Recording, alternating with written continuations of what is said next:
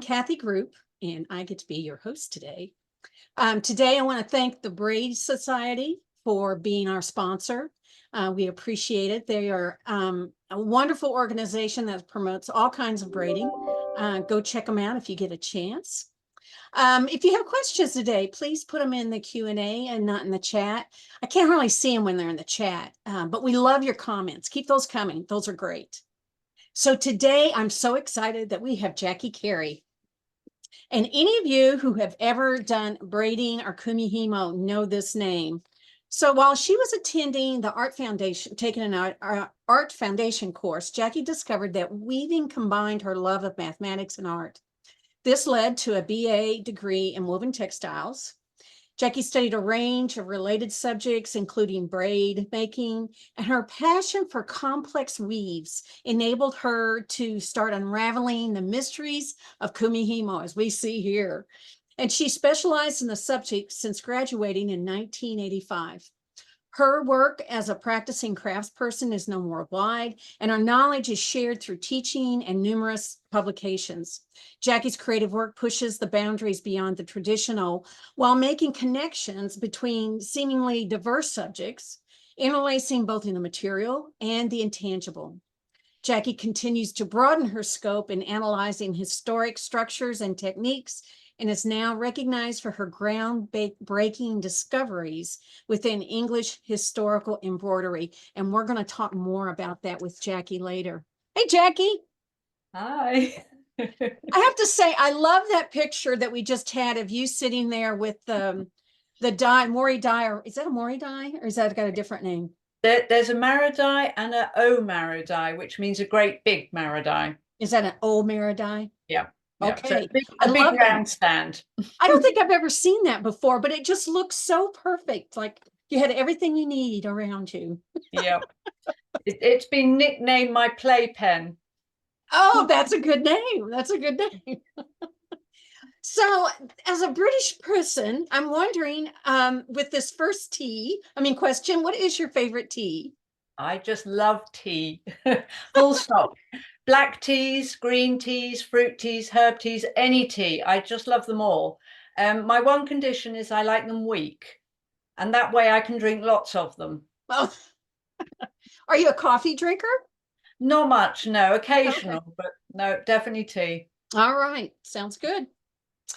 I was reading about you, and I love this because you kind of got directed down the path of braiding because of the living condition that you were in, right? Where you lived. Can you talk more about that? Yeah, I mean, the whole sort of circumstances of how I've ended up here is a very sort of convoluted journey of little nudges that have sort of pushed me in different directions. I mean, I never intended to be working in fibre. I was going to be a mathematician. I come from a mathematical family. And it sort of started, with sort of little incremental changes that pushed me this way. And one of them was the living conditions that I was in, the space. But the actual sort of the starting point, if you like, was when I did my O-level art. Right back at that point, when I was doing heading up towards 16-year-old O-level exams. And because I was academic, I couldn't do art. It was not part of my curriculum. And my art teacher said to me, he said, oh, don't worry. He said, you can do it during your lunch hour, because I really didn't want to give up art. And so I did my O-level art during my lunch hour. And only years later did I realize it was his lunch hour as well. And thankfully, I've been able to go back and thank him for that. But at the time, I didn't realize or appreciate just how much time and effort he'd gone in. So this sort of nudging art along with my mathematics happened for a little while. And right until I came to do my degree, and I was filling out my form for where I was going to do for my degree in mathematics. And my maths teacher said to me, because I couldn't decide which university to go to, and she said, "Oh, where's your heart? Where you're a city girl, a country girl, whatever." And I sort of thought about the question. I thought, my heart's not in mathematics. I want to do art. And so I headed off on to, so I said, I think I want to go to art college, right? Last minute decision. And so headed off to art college with no idea of what I was going to do. And so from that point, you did this foundation course, which was really good because it tried all sorts of different things. And I've been blessed with some really good teachers in my life. And one of them was my art teacher at O-level. So David Clegg, thank you. Shout out to my art teacher, David Clegg. And then the second great sort of motivator in this direction was a tutor at on the foundation year. And he looked at my work and he said, oh, I think textiles is what you'll be interested in. And I said, no way, no way. I hate fashion. I'm not going to be doing this. And he had the good sense not to argue with me. He just arranged for me to go onto a loom. And he showed me how it worked and left me. And I was left there, for the whole afternoon. And when he came back, I said, look, this is just amazing. This is fantastic. And he said, yes, it's called textiles. And so from that point, it was like, oh, okay, I get this. So I'll do a degree in textiles. And so, off I went. I was going to be a weaver. And I did this amazing course at called West Surrey College of Art and Design, a place called Farnham.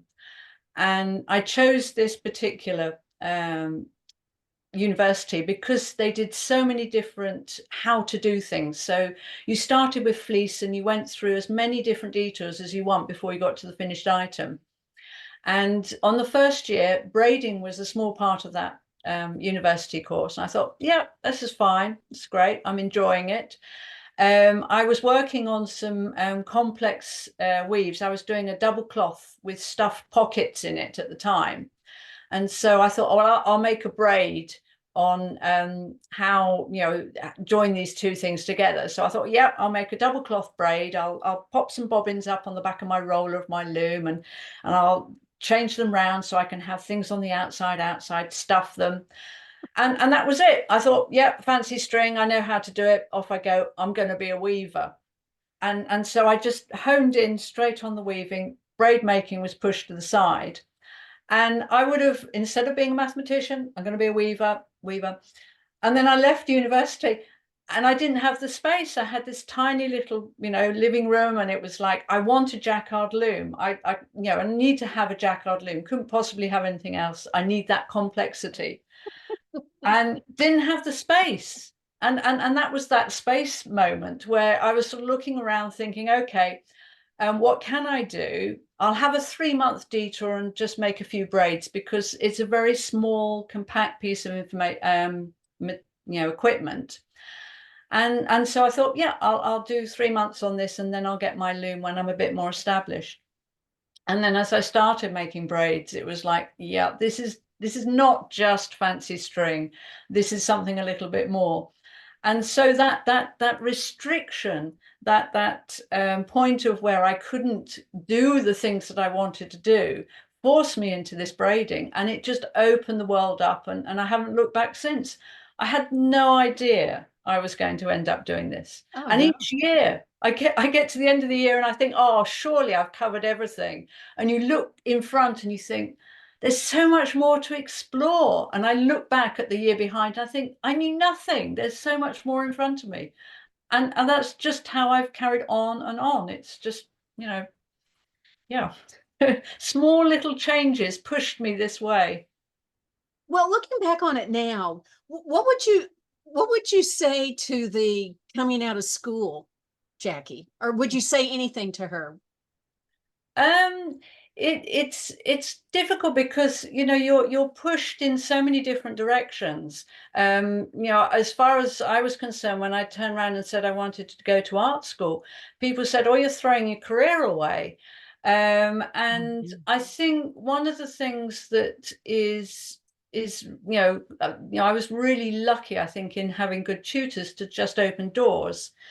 But to have the courage to step through them was something that I am so pleased that I was able to do that. And I've spoken to other people who said, they had those moments when they would have loved to have done that and they didn't. And you know, so not just my younger self, but all those younger selves out there, you know, when a door opens and you feel that passion, step through it. My argument was that if it failed, I could always go back to my maths. And if I didn't try it, I wouldn't know.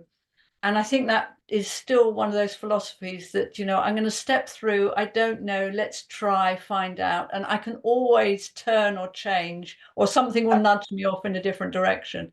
But I think it's about keeping the faith. So I think, you know, to my younger self, I'd say, you know, trust yourself, trust that judgment, trust that intuition inside you. Don't listen to all the things that you should be doing. Oh, that's amazing. That's just amazing. Well, it was so when I read that you had a math background, I'm just struck by how many people I've interviewed that have a math background. So I think you've said this already, but I just wanted to clarify that when you were looking at the different art forms and you got to the braid, did you really say, "Oh my gosh, this is math related. I love it"? Yeah, it was instant. With weaving, which was the first hit of it, you know, once he'd shown me how to use the loom, to me, all I saw was combinations, permutations, number patterns, applied mathematics in forces going on and patterning. I mean, it was just like, it just sort of opened up into this perfect union. I had understood the artistic or creative ability within mathematics. Sometimes when I was doing maths, there was this flow that you just thought, oh gosh, that's so beautiful, and the way in which the numbers just come together, the artistic and creative side of that was amazing. But I wasn't a good enough mathematician to be right at the cutting edge of the creative side of it. But with the loom, there was this, it just instant. And then as far as I was concerned, the braiding, the same thing was going on there. I could translate my weaving onto the braids. It has the same elements to it. So yeah, instant. You don't need to be a mathematician to do this. I mean, that's Thank one of the things. goodness. A lot of my students go, oh my gosh, I'm not mathematical. I can't possibly do this. And we all use mathematics all the time. We're just not aware of the fact that we're doing it. And a lot of people have been put off through, you know, education, telling them they're no good at maths, and yet they comfortably use it in their day-to-day life. So Right. it's just something I'm very passionate about. Well, I'm very impressed with your drive of I want to do this, I'm going to do this, because when you started, you said it was really hard to find references, right? There weren't a lot of books out about kumihimo. So that you ended up writing your own book, right? You said, I'll write my own book then. Is that really how it worked? Yeah, one of the things about art and mathematics is you don't have to do very much writing. I actually hate writing. I'm slightly better at it now than I was, but yeah, I would have loved to have had this book, because if somebody else had written it, that would have been great. I wouldn't have had to done it myself.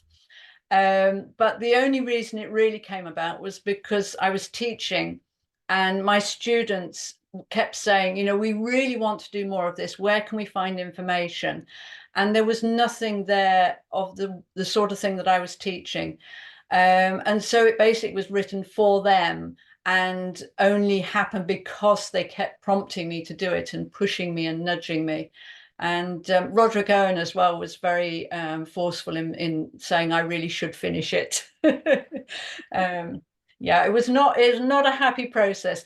But once I'd done one, then, you know, the learning curve was easier, and each book has got easier and easier to do. But again, it's one of those things, is being nudged into doing something and pushing myself through that sort of uncomfortable zone. Well, I love your if you find a need, you fill it kind of attitude, the book. And another one was you were one of the many people that started the Braid Society, correct? Mm-hmm. Would you explain a little bit about what the Braid Society is, and then just talk some about that kind of approach to your life? Yeah. Yeah, I mean, when I was first, starting, when I left university, I didn't know any other braid makers. And so I spent quite a few years working in total isolation, apart from my students. Mm. And it was, as I was doing craft fairs and shows and things, I'd be demonstrating. And occasionally a person would come along saying, there's a man out there who does this. And so I started, trying to find this other person who was out there who knew about braids. And through that met Roderick Owen, and through him, other braid makers. And it was just such a joy to find other people who were as passionate about this subject as I was. And he had already started this sort of idea of gathering people together for it. So I was very enthusiastic about having a group or a guild, a touch point where people could find a source of information, a source of tutors, a source of fellow people who are interested in the subject. I mean, we're talking about the days sort of before you could just Google in and find all this sort of material. Right. And it was just so joyous to have this sense of a network. You weren't alone, and I love that, and I was really enthusiastic about making that happen. But Yeah. Now the yeah. Braid Society is out of England. It started in the UK, Okay. but it is basically anybody is welcome to join. There are things that make it more accessible nowadays. I mean, a lot of the meetings and events were based in the UK, which for a worldwide audience was harder. But again, through the internet, it means that people can be engaged in the subject or engaged with the Braid Society without actually leaving their home. So there's a lot of resources there that you can tap into. But yeah, basically it started in the UK, and the majority of people are here. But we have worldwide audience, which is great. It's growing. I bet it'll grow after today too. Well, it's a bit like your guild, Yeah. HGA. Your existence, the fact that it enables people to communicate with each other. You know how excited you get about a new thread or a way of working, and you just want to share it with somebody, and you talk to some people and there's complete blank, there's nothing going on there. Show it to somebody who's also a weaver or a braid maker, and you can see everything going ping ping ping. Oh, isn't it so exciting? And it's just lovely to be able to engage with people like that. Oh, it is. It is. It is. Well, one thing I was curious about, and some of the images we've shown already, the color you use is just beautiful. It just grabs you. And I was curious, was understanding color in braiding different than understanding color in other arts for you? Did you see a difference or is it all the same? Um, I think there's a big difference between color theory and color practice. There is, and I think that applies to a lot of different subjects. But for me, color is a very visceral sort of response to things. It's something that I will approach in all factors. It's not just unique to braiding. I'm sort of led by sort of intuition or a feeling. It's a response to things. So my color use will change depending on my mood, the weather, the season, what I'm working towards or what I'm working within myself. So it's much more color practice rather than using any theory. Oh, look at this. It's just gorgeous. All these colors. It's wonderful. I, You've also pushed the boundaries, I think. I mean, you also, I mean, the things in your book show this is how you do it and kind of the basics, but you've pushed the boundaries. And one example is this image right here of this bodice. I love this. This is amazing. Now, some artists, when they do something like that, they're making a statement or they're trying to achieve a goal or they're just having fun. What was behind doing this piece for you? yeah, motivation's a very interesting thing. It fascinates me why we do things. And I don't think I have an easy answer for it. It's quite a complex thing within me. It's almost as if I do the next thing. I don't I don't have, it's about exploring. So I don't necessarily know where I'm going to end up. I start on a little journey, and it's a sort of a process of working through things rather than having any specific intention. Often if I have an intention or I want to achieve something, I fail badly. You know, if I say, right, I'm going to do some new designs this week, and right, this is what I'm going to do, I end up with nothing worthwhile anyway. But if I allow things to rise up and just follow what comes and allow it to flow through, that is when the best stuff happens. And I almost feel as if it's not even me doing it, it's coming through me. And so I'm just simply like allowing things to happen. It's an interesting process to try and sort of find words for, because the language I speak best is silk. So it's as if, you know, I say the best things when I'm working through fiber rather than through words that I'm trying to describe what's going on. There's a lovely quote in the book of The Zen of Creativity, and he talks about creativity being intuitive, non-linear, and experiential. And I think that's very true. So this really is a piece very much about that. I was exploring ideas of the way in which I had been working on a previous jacket, and I just loved the flow and the way in which braids were bending and moving and mixing together. And then the idea of making the entire piece out of nothing but braid, no supporting structure underneath. And I was doing a lot of internal work as well, so it was very tied in with my mood and how I was feeling. And the subtitle for this is called Wearing My Colours on the Outside. So it's also a lot about being confident about expressing myself and trying to get outside of myself, the things that are going on internally. So a lot of stuff going on. But where it comes from, what motivates me, is much harder to define. Well, tell us about this piece. It's amazing. It's a bodice that it is, like I said, it's entirely made of braids. They're stitched together. It's very Madonna-like, the sort of the brass section of it. All made on Amaradye, the braids, mixed fibers. Oh, it's amazing. Well, here's your question you don't want me to ask, but I'm going to do it anyway.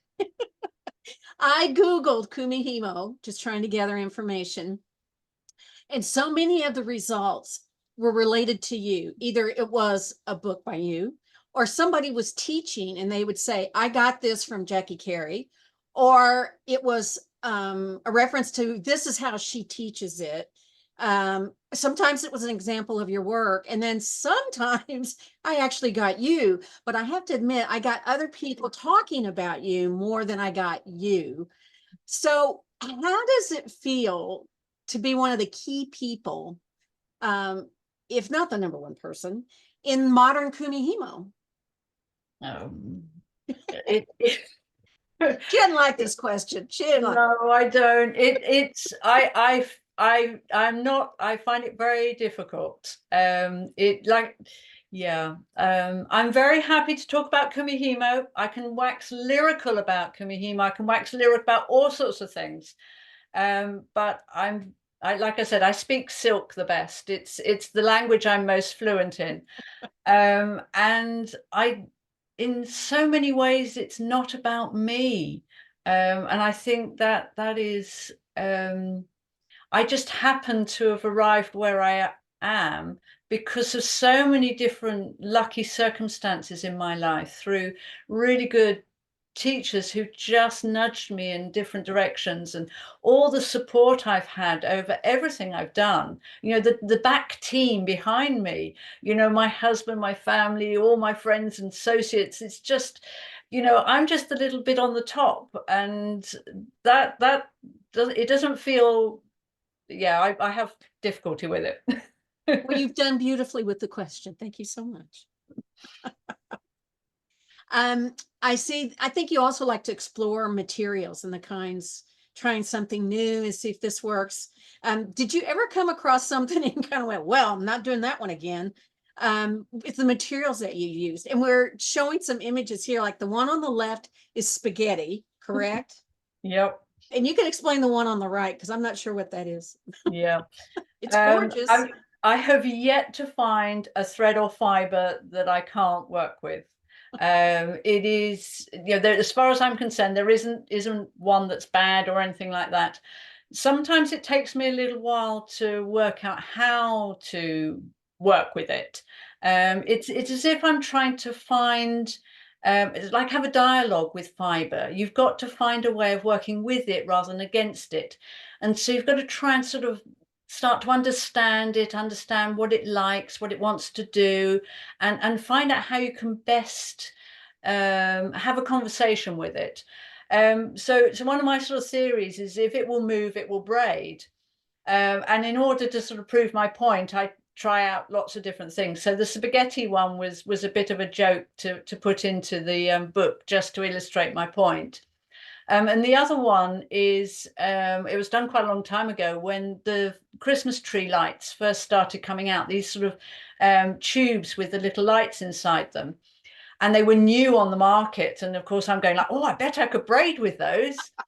And you had to have them warm, otherwise you'd break the lights inside them. And so I had to have my warp plugged in, and the lights had to all be on so that they were warm as the tubes were being manipulated. And my husband took some photographs of me working on this. And although the braids were okay, they were interesting, I loved the photographs because you've got this sense of the movement as the threads, i.e. the tubes of light in this case, were moving around. You've got this action going on. So I thought that was much more successful than the finished product. But yeah, as far as I'm concerned, if it will move, it will braid. I love that. Somebody was asking, is the spaghetti al dente? Thanks, Robin. That was a good question. Yeah, it did. I did wonder whether I should do a whole meal of the whole things as well. It sort of spent a whole little idea of a whole braided meal, but yeah, it was quite a strange fiber to work with because it's slightly sticky and sort of moist. Yeah, strange. You must be very delicate when you do that. I would think if I tried, I would break them. Yeah, yeah, you have to be really careful, really gentle. You've got to talk nicely to it. You have an interest in exploring and analyzing old textiles. You were awarded a grant that allowed you to study medieval embroidery. And here's a piece that you were, is this the one that you studied? No. Oh, lost you there.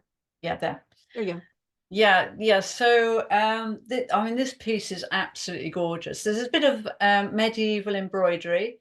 It's on a wrapping around a manuscript, so it's like a book binding. Oh, okay. And it's tiny. The object fits in my hand. It is so delicate. It's just absolutely extraordinary. But this is an example of how my life has just sort of nudged off in different directions. So I feel really privileged to have been able to study this, and it was all the sort of the result of these little nudges that took me along the way. I've always analysed old textiles. The moment I started looking at textiles, I started studying them in depth. It's a bit like a root system, looking back at the past. To me, it feels like this is what my work is based on. I'm like the leaf at the top of the tree, and there's this whole support system that goes right down to the roots of this history. And by looking and observing and trying to understand old textiles, it enriches my own work. And I was studying English braid, so I was looking at a lot of museum artifacts. And a lot of them are on beautiful little sweet bags. So you've got these little braids on there. So I'm analysing the braids. And I just got distracted because some of the embroidery was rather nice and some of it looked like braid. And so just as a sort of side thing, I started analysing the embroidery stitches. And I was building up all this evidence of stitches, and I thought I'd better give them names. And so I was going through modern stitch books trying to find out what it was I'd been looking at. I'm not an embroiderer, by the way, or I wasn't. I hated needlework. And then I discovered that none of these stitches were in the modern stitch books. There was like this swathe of information that had been forgotten. It was obsolete or misdiagnosed. And I desperately tried to get rid of it and pass it on to somebody else, but nobody seemed to take it too seriously. I mean, what would a braid maker know about embroidery? And so I ended up publishing, because otherwise that information would have got lost. And then because I'd been looking at English embroidery and discovering all these stitches, when this object came up and people didn't know anything about it, I was sent a photograph and sort of said, have you seen anything like this? And I saw it and my mouth just sort of hit the floor and went, no, it's amazing. It's fantastic, you know. And then I was asked, would I like to come and see it? And so I spent a day with it, wrote my report, gave a copy to the V&A, gave a copy to the Welcome Collection, which is where it belongs, and gave a copy to Rosie, who had asked me to come, and thought that was it. And then the Welcome Collection asked me if I'd like to do the job properly and gave me a grant to do it. And I spent 6 months analysing it. It's just a phenomenal piece of work. It's just extraordinary. Blows me away. It's beautiful. I mean, it's just so, I can't get over how small it is. I mean, that kind of makes the beauty tiny, even more. That it's tiny. so tiny. And it's three-dimensional. So when you get the magnifier in there, it's like Alice in Wonderland. You disappear into the depths of it. It's extraordinary. Wow. And this was, did you know if this is kind of the common, was that the norm back then, or is there any information about that? Yeah, that's one of the processes of it. The object had been in private hands, so it had only relatively come new to sort of the wider world. So nobody had done any research on it. Nobody knew anything about it. The style of embroidery is completely different to what most people think of as medieval embroidery. Most people think Opus Anglicanum, those beautiful sort of figures and ecclesiastical robes. And so this is a completely different style of work. I do believe there's more out there. I've seen a few things that relate to it, but I think a lot of people, because it's not talked about, it was not known about, people have a tendency to stick to safe things. You know, like the V&A exhibition on medieval embroidery. You've got so much work to do that you don't have the time to do research. And so you tend to pick the objects where lots been written about it and it's well known. And so the same objects keep getting talked about and keep getting sorted. And this is like this amazing thing, but because nobody knew anything about it, it was like, oh, well, we're going to have to leave that out. And so the more and more these things happen, these pieces get sort of, they need a spokesperson to come up and say, have you seen this? Have you just look at this? And the moment it gets pushed into the sort of limelight, then other things will start coming towards it, because there'll be a curator out there going like, we've got something like that in our collection. I wondered what it was. And those connections start to get made. And so, yeah, because nothing was known about it, it was this sort of oddity and was going to get, you know, just pushed to the side. And like I said, it's just extraordinary. The more people who know about it, I'm sure more is going to come out. Well, in true Jacqui fashion, you did your own interpretation of this piece, right? Mm-hmm. So, yeah, isn't that amazing? I just love this. I mean, and you got to explain this to me. I have no idea what this is. Yeah, you can see why I got totally absorbed with this. So this is it is an exact copy in sense of that it's structurally correct. It's about twice the size of the original. Now, each one of those little squares on the original is about 1 centimeter. I don't know what that is in inches, but it's tiny. And it's layers of stitches. It is this sort of intricate web of layers. The bottom layer is so flossy and you can barely see it. A layer of sort of needlepoint, and then on top of that there are layers of well, again, these stitches don't exist. I've had to name them. So it's hard to sort of say exactly what they are. People looked at that and said, "Oh, that's what's the stitch called? With little rolls." Oh, the name's gone completely. Well, it looks like a modern stitch, but it isn't. Trust me, it isn't, because when you look at the evidence, you can't do it using that method. Bullion stitch. People think it looks like bullion stitch, but it's not bullion stitch. And it's these layers that are built up stitching through. Even the fabric that it's made from is extraordinary. It's all silk. The bottom layer is a very flossy silk, but all the upper layers are made with a silk gimp that is so tiny, so fine. Oh, yeah. It just blows my mind, the work that went into that. And I think that's one of the reasons why I do recreations. It's to test my theories, to see whether I can structurally recreate the evidence and all the clues there. But it also gives me an appreciation of the skill, because when you try to do something yourself, it just, you get a sense of how much work goes in something and how difficult it is. And so my appreciation of that object, having tried to copy it, is just through the stratosphere. They were extraordinary person who made that. Absolutely extraordinary. What an amazing exhibit that would be, to have the original and then your interpretation of it. I would love to see that. That would be Yeah, my students are price quite of keen admission. for that to happen. So yeah, we were going to have a little thing, but COVID hit it, Yeah. and it hasn't happened since. But hopefully it will. The object itself, the original almanac, is so precious that it's not actually on display. It's got its own special little box, and it's kept tucked away because obviously the light damage and things like this. So it very rarely comes out, and it would be a lovely excuse to have the actual object and then all the explanation about what's going on with this piece. I mean, the manuscript itself, the writing inside is really important. The way the pages are folded, it's what's called a bat book. So it's like origami inside. I mean, that in itself is quite extraordinary. And then you put the embroidered cover on there. It goes through the strap. Yeah, it's incredible. Absolutely incredible. Well, lucky for us that you jumped on that and wanted to know more. Thank you. Well, you're a busy woman. So what is next for you?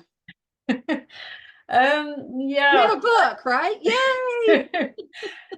As you can tell, I don't have any grand designs. My whole life has been these sort of incremental little pushes in different directions.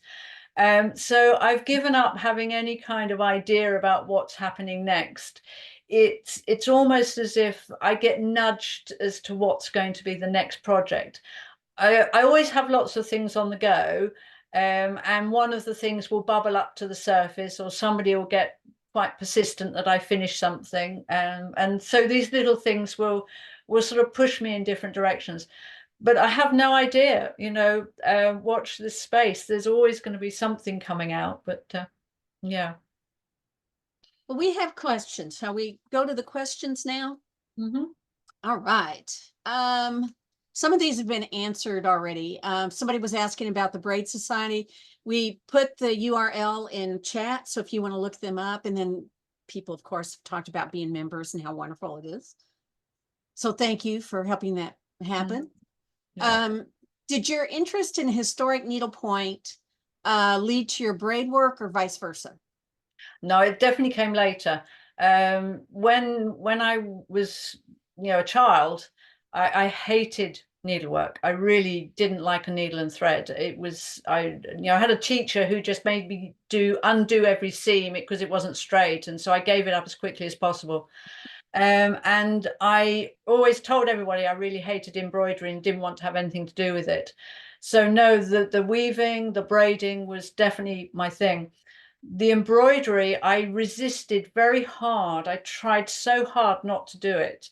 But it was only because these sweet bags were so intriguing. I mean, the braids are beautiful. I mean, they're absolutely fantastic. But it was just so difficult to ignore the embroidery. And some of the embroidery looks very braid-like.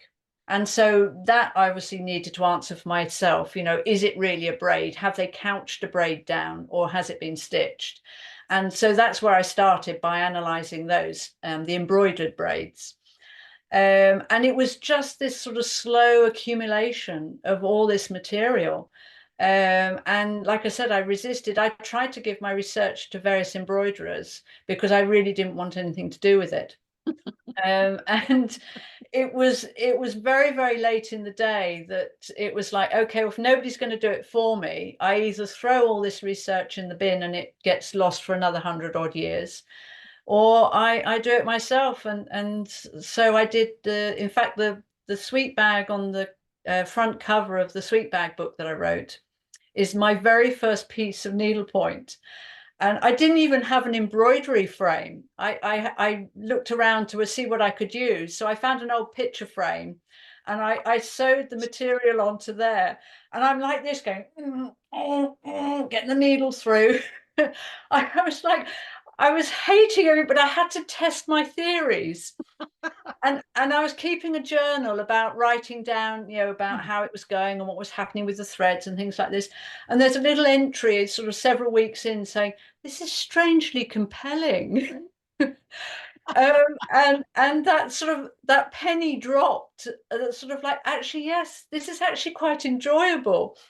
And so by the time I got to the end of the sweet bag, I was actually really enjoying myself and quite getting into this whole embroidery malarkey. And I do actually do it for a bit of pleasure now as well. So it's late in the day, but I'm a convert. Well, while you were talking, I have to confess, I looked up the cover of Sweet Bags. It is such a pretty bag. It's amazing.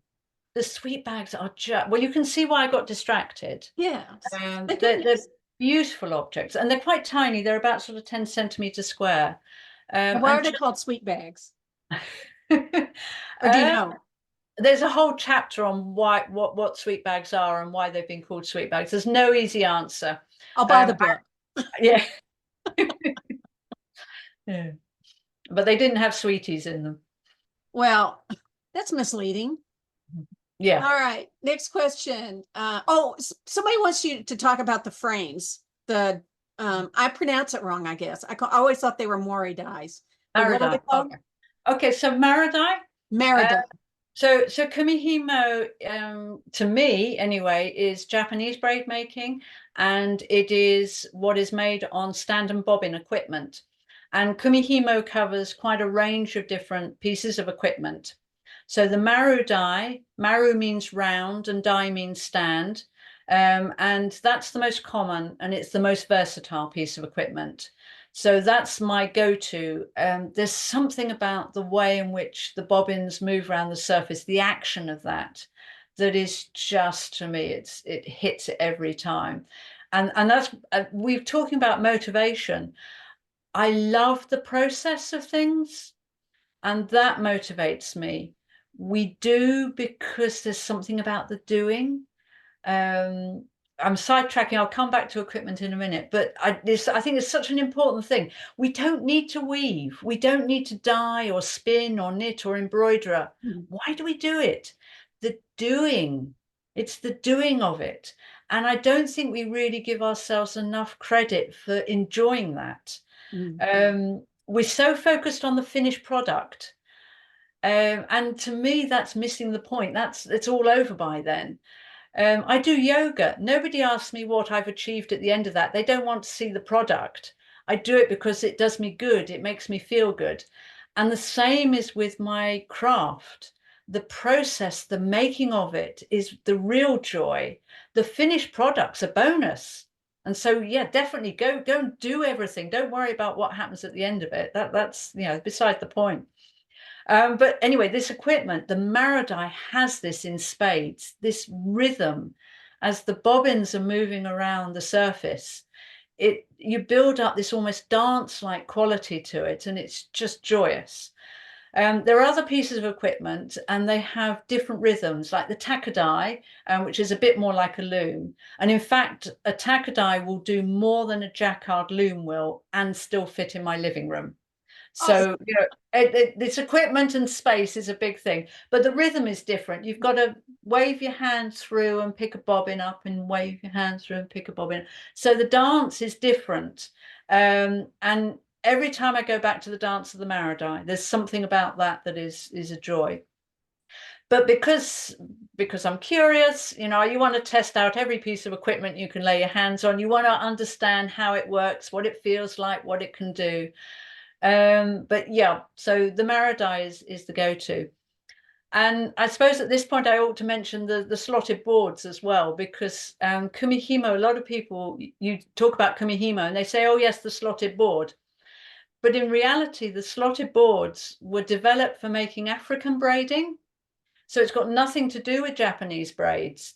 They were developed for African braiding. They were then used by Roderick Owen to do Peruvian braiding and Japanese braiding. They've also been used for English straw plait translations. It's even been marketed as Viking braiding called trollen, although there's absolutely no evidence that the Vikings did this. It's just a good marketing ploy. And it's the same with the slotted board work. It's called kumihimo because it's been marketed in Japan as kumihimo, even though it's got nothing to do with Japan. It's been, you know, brought in from that. And the rhythm is different. Okay, so it's great. It's a wonderful piece of equipment. It's portable. You pop it in your pocket and go. But you're hand holding and you're lifting with the other hand. So the rhythm is quite different. It's actually closer to Peruvian braiding where you're holding fist-handed and moving things around in there. So transferring things onto the Maridai for making braids, you've got two hands, you've got this ability to have everything flowing, the tensioning's quite different. You've got this ability to move one bobbin any way you like. It just gives you such freedom. So I hope that's answered the question. That's a lovely answer. That's a lovely answer. Well, when you keep referring to that, it's the kumihimo as a source is Japanese. Did you spend time in Japan learning or working with people or? When I first learned, I learned at university in England, and it was my teacher was Rosemary Outram. She didn't know that much about braiding. It was just a small part of the course. And we were working from the Clio's book on kumihimo. So there's very little information in there. And it was one of those things that I sort of was desperate. You know, I really want to go to Japan. I really want to know more about this. But that happened after I'd left university. I actually had the opportunity and declined, kick myself for this, to work with Catherine Martin, who had actually gone to Japan and done the course at the Domio School, the 4-year course. She came to the university in my final year and gave a course. And I said, oh, no, I'm busy weaving. You know, I'm not going to be a braid maker. I'm going to be a weaver. So I hadn't hit that point at that time. I do regret that. But in some ways, it's also very good that I didn't, because she was very Japanese in her approach. You had to kneel, you had to be very precise. And my braiding was all about, you know, double cloths and I can do this and let's play with this.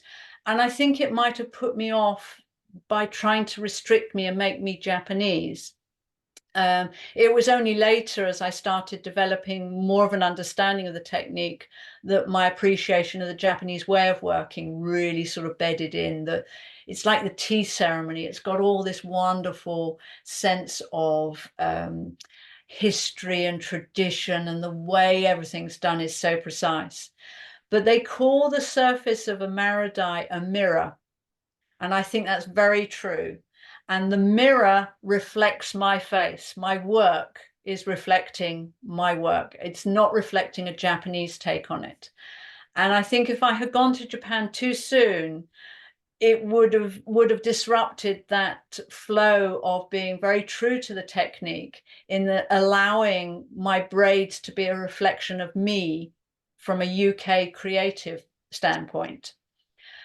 So I've been to Japan since. I went much later in life. I've actually been over there to teach rather than to learn. And when I have been over there to learn, it's been an absolutely glorious experience and really fascinating to get bedded down into that cultural experience. It's an amazing culture. I've loved it since I was a child. My father went to Japan through work and brought back a few things, stamps, coins, a bottle of sake. And the design I just thought was so beautiful. So I've always been intrigued by Japanese design and the flavor in which they do things. But as a young teenager, no way could I have fitted into the Japanese box of sitting still quietly and doing my own thing. I was far too sort of, oh yes, let's do this. So, I've got a lot more mature in my old age. Oh, I have so many questions for you. I'm trying to figure out which ones to hit. And I apologize ahead of time, folks. We're not going to get to them all, but I do want to go back to the bodice that you made. Two questions came up with that, and they're great questions. One is it wearable? I mean, does it have latches in the back that you could actually put it on, or in the front? It is wearable, and yes, I have worn it. It's got a very secret seam in it. And so down one of the sides is a special braid with little holes in it, and another braid that you can lace together through that. And then it gets tied up at the end. So it will sort of peel apart at the side, and then you can slide yourself in. Yeah. So did you create it like on a mannequin?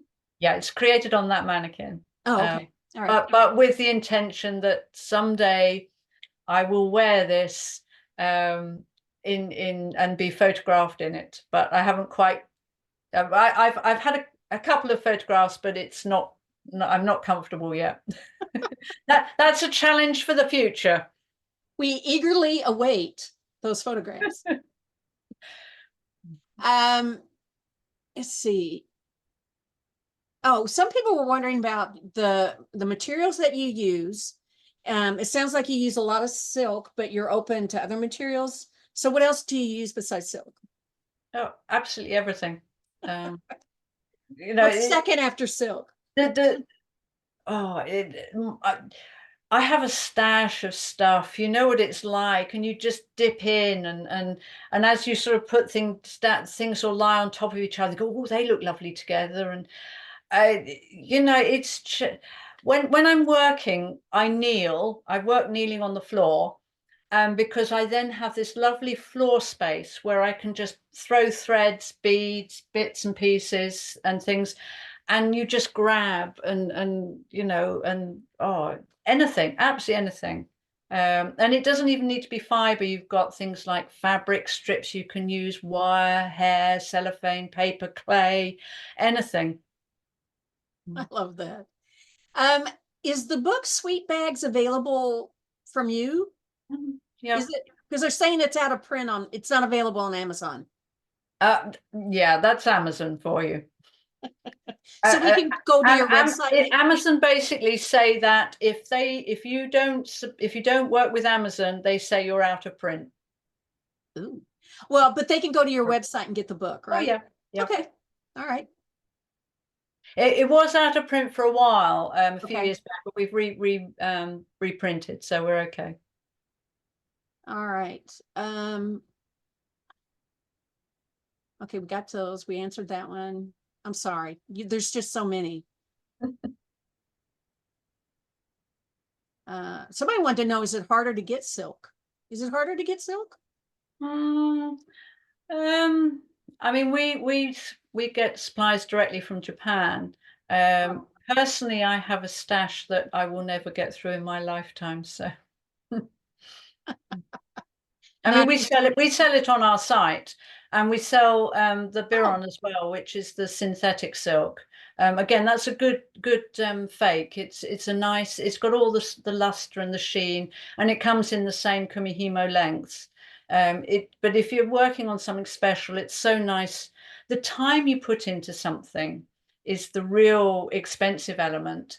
So, why not use a really nice thread? And when you're working with it, it's just joyous. Somebody wanted to know, does knot theory and the math behind it have anything to do with braiding? This is from Stephanie. I can't even read your last name. Sorry, Stephanie. You're Yeah. obviously a math person. I think that there are similarities and interrelationships. Knots and braids are in theory, two different distinct structures, but it depends on who you talk to. Terminology is the bane of my life. If you go 10 miles up the road and talk to somebody about braiding, as far as they're concerned, they've been braiding all their life, their generations have been doing it, and they're making fishing nets, which to me is knotting. So terminology is difficult, but as far as I'm concerned, knots and braids are different. And when you start looking at the mathematics of the two things, because of the nature of knots and the nature of braids, there is a whole thing of braid mathematic theory. So you can look at knot mathematics and you can look at braid mathematics. Masses of material out there. I don't understand half of it, I'm afraid. Well, I have to admit that one of the first things I said to Carrie, Jacqui and me when we got started was, now, are you okay if I say braiding or kumihimo? Or because I have been, given an earful because braiding is not kumihimo. It's not the same. And it's like, okay, sorry. Yeah. So for all of you out there who I've offended, I apologize ahead of time. In one of the exhibitions I did for the Braid Society, we did a whole chapter on the word braiding. It depends on time, historically, it's changed. Geographically, you will have different interpretations, and then occupational changes as well. So, I mean, we use language to try and understand one another. And as long as we understand, I could call it rhubarb. And as long as you know what I'm talking about, it's fine. Okay, next book is going to be rhubarb.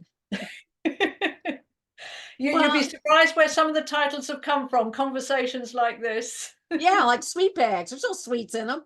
What's with that? I hate to say this, but we have to stop. This has been so much fun. I hope you enjoyed it as much as I have. This has been wonderful. Yeah. And every once in a while I see a comment and people have really enjoyed it. Thank you so much for sharing time with us today. Jacqui, this was great. No, thank you, Kathy. You've been really, really sweet. And thank you all of your backup team as well. Thank you. Okay, here's the website, y'all. So go there. You can get more information. And I'm so sorry. We had some great questions today, and I'm sorry we didn't get to them. But I encourage you to go to our website, contact her, see if you can get some information. Check out her books. I knew those books years ago when I was like, what's kumihimo? There was Jacqui's book and explained all. So check out our books. They're wonderful. I want to see the sweet bags. I got to go get the sweet bags. I want to see what that is. So thank you so much. Go to her website, careycompany.com. We do want to thank our sponsor, the Braid Society. Thank you, Braid Society. I'm glad that you're going to keep promoting what you do. And thank you, Jacqui, for helping them get started. We appreciate that. Go check them out too. They're also a great organization. They do all kinds of wonderful things. So thank you so much for sponsoring us today. If you would like to sponsor an episode, or your business or your guild or a group of people, please go to our website at weavespindye.org and you can sign up there to sponsor a particular day, or if you see someone who's coming on and you want to sponsor them, you can do that there, or give me a call and we'll figure it out. All right. So thank you so much. We've got hotel reservations available still. I talked to someone today that was asking about rooms. The Drury still has rooms available, but deadline's June 7th, so it's coming up. After June 7th, there may still be rooms, but you won't get the convergence discount. So be sure you jump on that. Also, there, as we get closer to the event, if you really want to stay at the Fairfield or you want to stay at the other hotel, you can call and see how many people, may have canceled. And now there's rooms available. I know a lot of people will they think they're going to stay the whole week and then they decide they're not, or they're going to stay later in the week rather than early. So if you really want to stay at one of the other hotels, call back in and call them and see if there's any rooms available. But we know there's rooms at the Drury and it's a really cool hotel. I think you'll enjoy it. It's $120 a night. There's free parking and you get breakfast there. It's across the street from the convention center, which is about it's a very spread out area. So it's like 2 blocks, a 5-minute walk to get there. So check it out. If you want more information, you can see the link on the website under convergence at weavespindye.org. We want to thank everybody for coming today and supporting HTA. Your donations help programming that we do, which is Textiles and Tea, Careers in Textiles, Spinning and Weaving Week. All these great programs, they get sponsored by your donations to HTA. And it also helps us, what's next? What's the next thing we're going to do? What will help our members and what's going to help the whole fiber community? And we do that through your sponsorships, and we appreciate it. So if you want to make a sponsor, if you want to make a donation, or if you want to do a sponsorship, or if you want to join, please go to weavespindye.org, and we appreciate you doing that. Last thing today is that if you missed any of the episodes and somebody just said they came in at 4 and thought it was on Central Time, you can go watch it. You can go watch it right now. It's on the Facebook page, the HGA Facebook page. You can go watch it there. And in a couple of weeks, it'll probably be up on YouTube. I think all of them are up right now. I could be wrong, but be sure you subscribe to YouTube, because if you do, you'll get a notice when something's been uploaded. So go watch it there. We would love to see it again, or bring a friend and you can watch it again. I'm going to probably watch this one again. It was so much fun. So thank you all so much for joining us today. I hope you have a wonderful week. Next week, Nadine Sanders. We're excited to have Nadine, and we look forward to seeing you there. Have a great week and happy tea.